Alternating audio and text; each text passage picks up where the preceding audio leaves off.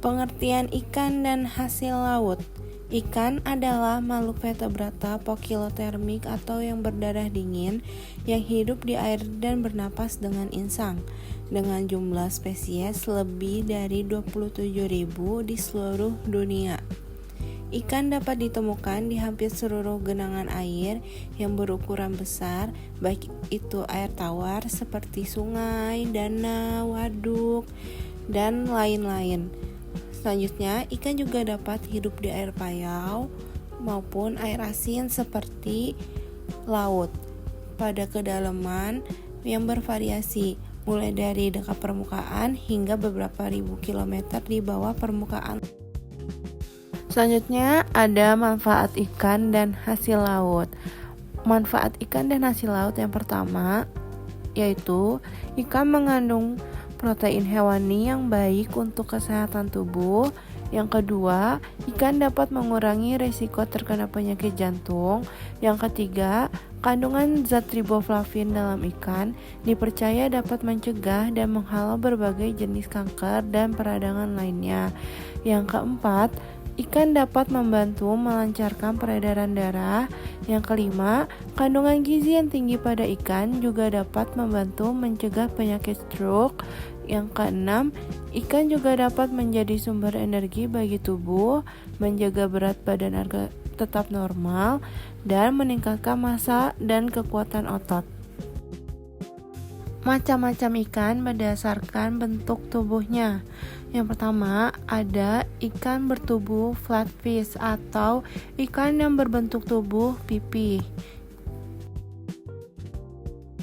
Selanjutnya ada contoh-contoh dari ikan yang bertubuh flatfish.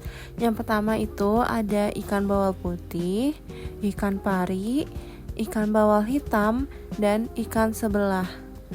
Sebelum melanjutkan ke materi berikutnya, ada video menarik mengenai ikan sebelah. Ikan ini cuma punya satu sisi tubuh, dan bentuk anehnya ini justru bikin dia jadi incaran banyak orang. Ini adalah flatfish, ikan laut dengan bentuk tubuh pipih dan dua matanya ada di satu sisi kepalanya. Sekilas sih kelihatannya kayak cacat ya, tapi justru ini adalah hasil evolusi si flatfish. Dengan bentuk tubuh kayak gini, flatfish bisa hidup nempel di dasar laut, sembunyi di pasir, dan nyaris gak kelihatan sama sekali. Tapi yang bikin menarik, ikan seunik ini malah banyak disajiin di restoran mewah. Itu karena dagingnya halus, lembut, dan jadi favorit di banyak negara, terutama Jepang, Eropa, dan Timur Tengah. Flatfish ngebuktiin kalau bentuk gak harus sempurna buat jadi berguna. Justru karena keanehannya ini, dia bisa bertahan bahkan jadi makanan favorit di berbagai belahan dunia. Bentuk tubuh ikan yang kita akan pelajari selanjutnya ada ikan roundfish atau ikan yang bertubuh bulat atau kembung. Selanjutnya ada contoh ikan roundfish. Yang pertama ada ikan salmon, ikan tenggiri, ikan tongkol, dan ikan tuna. Setelah kita mempelajari macam-macam jenis ikan berdasarkan bentuk tubuhnya, selanjutnya kita akan mempelajari macam-macam jenis ikan berdasarkan tempat hidupnya. Tempat hidup ikan yang pertama ada ikan air tawar. Ikan air tawar adalah ikan yang menghabiskan sebagian atau seluruh hidupnya di air tawar, seperti sungai, danau, dan lain-lain, dengan salinitas atau kadar garam kurang dari 0,05%. Selanjutnya ada contoh dari ikan air tawar. Yang pertama ada ikan mujair, ikan lele, ikan gurame, dan ikan gabus. Lalu ada ikan bawal, ikan nila, ikan mas, dan ikan patin. Selain dapat hidup di air tawar, ikan juga dapat hidup di air payau. Ikan air payau adalah ikan yang dapat hidup di perairan dengan kadar garam lebih tinggi dari air tawar, namun lebih rendah dari air laut. Air payau adalah campuran antara air laut dan air tawar dan memiliki salinitas atau kadar garam antara 0,5% hingga 30 gram per liter. Biasanya ditemukan di daerah muara sungai, tambak, dan pantai. Selanjutnya ada contoh dari ikan air payau. Yang pertama ada ikan kakap putih, yang kedua ikan bandeng, yang ketiga ikan belanak, dan yang keempat ada ikan kerapu macan.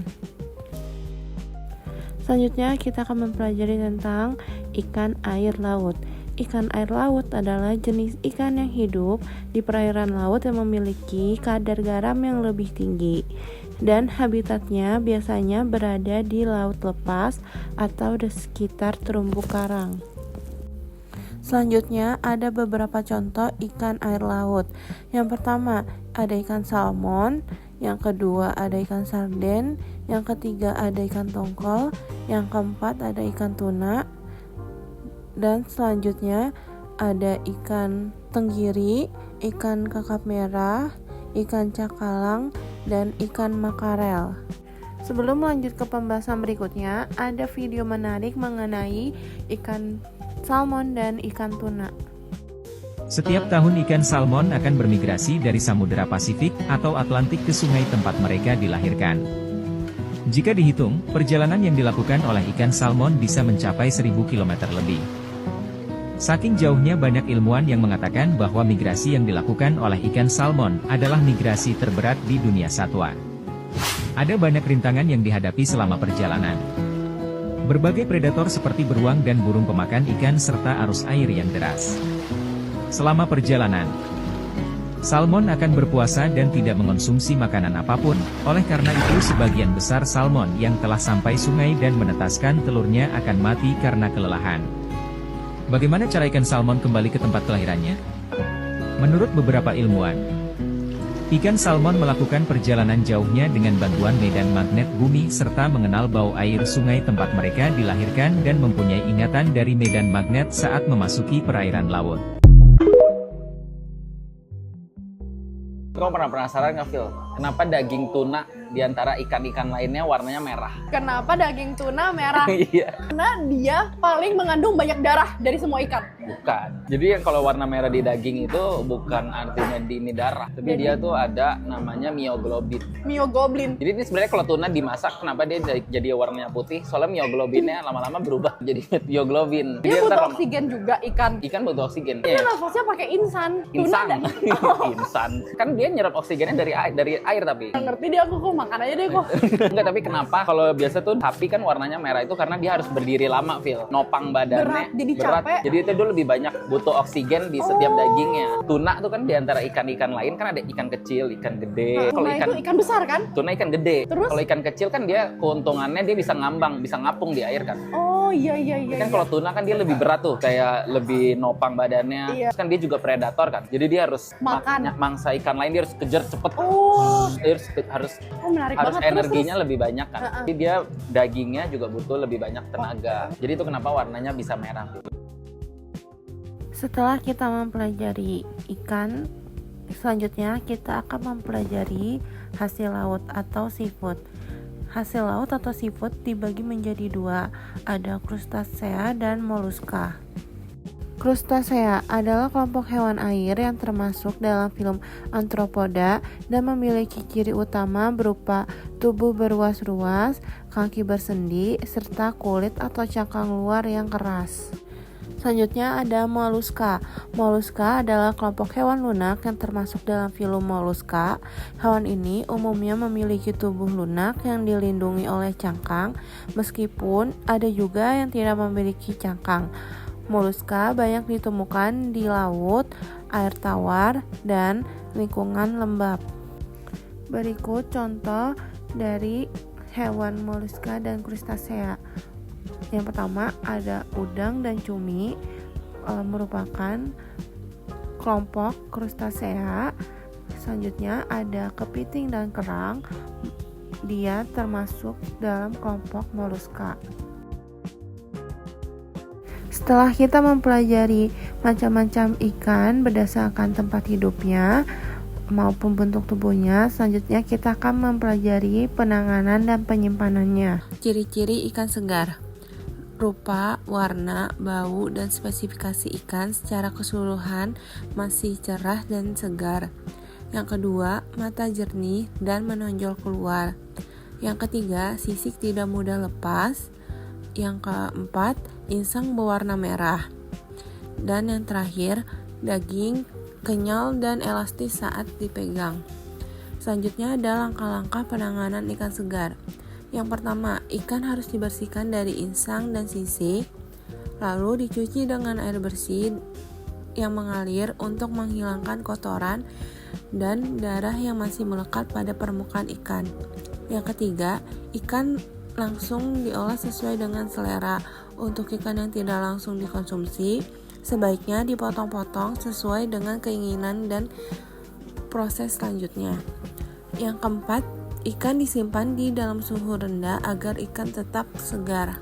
Ciri-ciri ikan tidak segar. Yang pertama, rupa ikan kusam atau tidak menarik. Yang kedua, kulit ikan berlendir. Yang ketiga, matanya suram dan cekung. Yang keempat, baunya tidak sepat atau busuk. Yang kelima, sisik mudah lepas. Yang keenam, insang berwarna merah tua atau kecoklatan. Yang ketujuh, daging saat dipegang lembek dan tidak elastis. Selanjutnya ada langkah-langkah penanganan ikan tidak segar. Yang pertama, pisahkan ikan segar dan tidak segar agar tidak tercampur. Ikan yang tidak segar dapat menularkan bakteri dan virus ke ikan yang segar. Yang kedua, bersihkan ikan segar dengan air bersih dan sabun untuk menghilangkan kotoran dan bakteri. Yang ketiga, ikan yang tidak segar biasanya memiliki bau yang tidak sedap. Untuk menghilangkan bau amis, rendam ikan dalam air garam selama beberapa menit atau tambahkan perasan jeruk nipis atau cuka ke dalam air rendamannya. Yang keempat, penggunaan bahan pengawet seperti garam, gula atau cuka dapat membantu menjaga kesegaran ikan.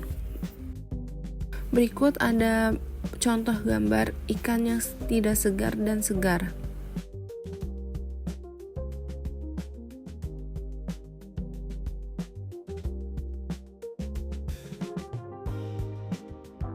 Selanjutnya ada beberapa contoh penyimpanan ikan. Yang pertama, ikan dapat disimpan di dalam yang suhu sangat rendah atau pembekuan ikan. Yang kedua, ikan dapat digaramkan agar lebih tahan lama. Selanjutnya, ikan juga dapat dikeringkan. Selanjutnya, ikan dapat diasap dan pengalengan seperti ikan sarden. Dengan teknik tersebut seperti penggaraman ikan, pembekuan, pengeringan, pengasapan, dan pengalengan, ikan dapat bertahan lama saat disimpan. Selanjutnya kita akan mempelajari macam-macam potongan ikan. Yang pertama ada filet. Filet merupakan potongan daging ikan tanpa tulang, diambil dari sepanjang tulang belakang, kepala hingga mendekati ekor. Biasanya filet ini berasal dari ikan flatfish. Selanjutnya ada dilis. Dilis adalah potongan ikan filet yang dibentuk menjadi simpul, dilipat atau digulung menyerupai pita atau bulatan. Selanjutnya ada paupiet. Paupiet merupakan daging filet tipis yang digulung. Selanjutnya ada supreme. Supreme adalah potongan ikan yang diiris miring dari potongan filet. Selanjutnya ada potongan darne. Potongan darne, potongan ikan yang dipotong melintang dari ikan bulat atau roundfish disertai durinya. Selanjutnya ada potongan gaujon. Gaujon merupakan daging ikan filet yang dipotong serong memanjang sepanjang sekitar 6-8 cm dan tebalnya 0,5 sampai 1 cm. Terakhir adalah potongan teroncon.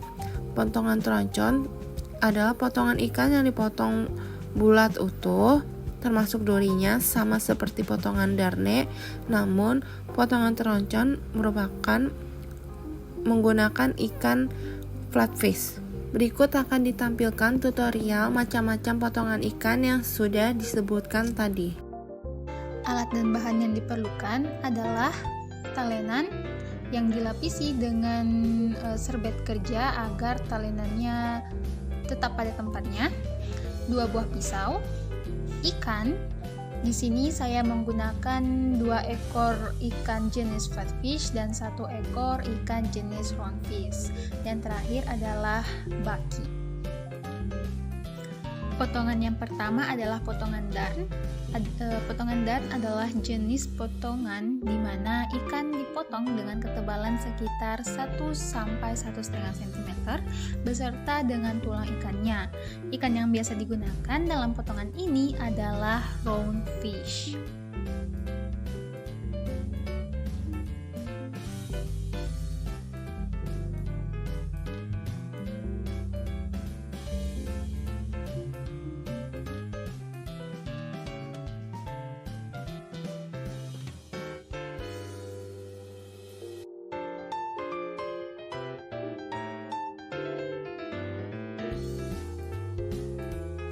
Potongan selanjutnya adalah potongan troncom.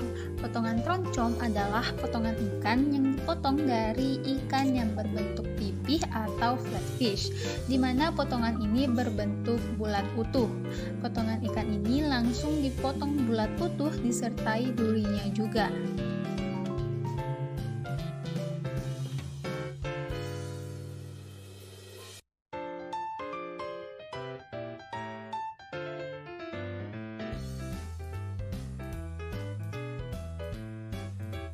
Selanjutnya adalah filleting, di mana ikan dipotong tanpa mengambil tulang dan kulitnya, di mana proses tersebut disebut dengan skinning.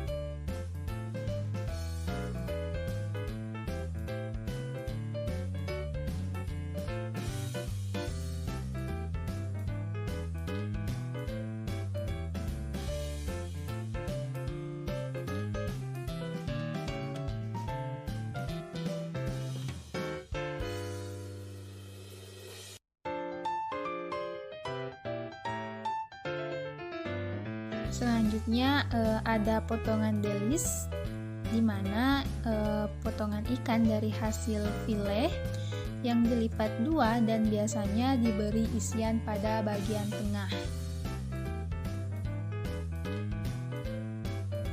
Selanjutnya adalah paupiet, di mana paupiet adalah potongan ikan yang juga dari hasil file diberi isian kemudian digulung dan direkatkan menggunakan tusuk gigi atau benang.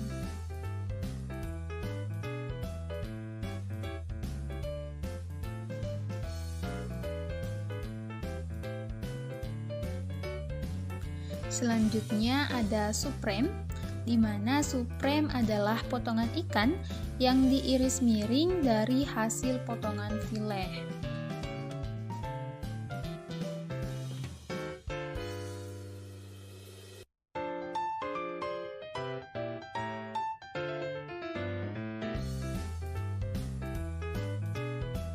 Dan yang terakhir ada potongan gojun, di mana potongan ikan dipotong sebesar ibu jari.